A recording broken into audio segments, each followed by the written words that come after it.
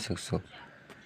આ પાઠમાં જો આઈએમપી આપણે અર્થશાસ્ત્રની વ્યાખ્યાઓ છે, આમાં તો મેન તો વ્યાખ્યાઓ જ છે।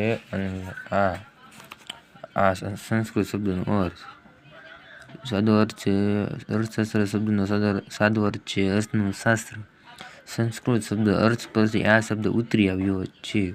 સંસ્કૃતમાં અર્થ શબ્દ અનેક અર્થ છે, જેમાં એક ઉદ્દેશ્ય અને એક અંશક મેળવવું જે આધુનિક આર્થિક અર્થ સાથે વધારે સુસંગત છે।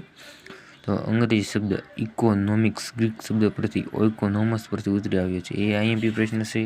પછી કશુંક મેળવે અપેક્ષા સાથે પ્રવૃત્તિને અર્થપૂર્ણ પ્રવૃત્તિ કહે છે। એ બધા બહુ આઈએમપી પ્રશ્ન છે। આમાં વ્યાખ્યાઓ છે અર્થશાસ્ત્રમાં।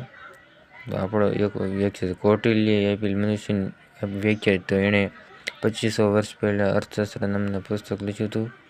2500 વર્ષ પહેલાં પુસ્તકમાં બીજું નામ ચાણક્ય છે અને ત્રીજું છે વિષ્ણુ ભક્ત।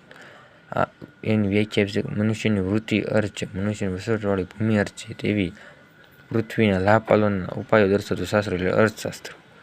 તો આના આપણે બીજા સ્વાધ્યાયના પ્રશ્નો આપણે આગળ જોઈએ। હાલો, તો સ્વાધ્યાયના પ્રશ્નનું સોલ્યુશન તમને બધીનું આવી રીતનું કાંક છે।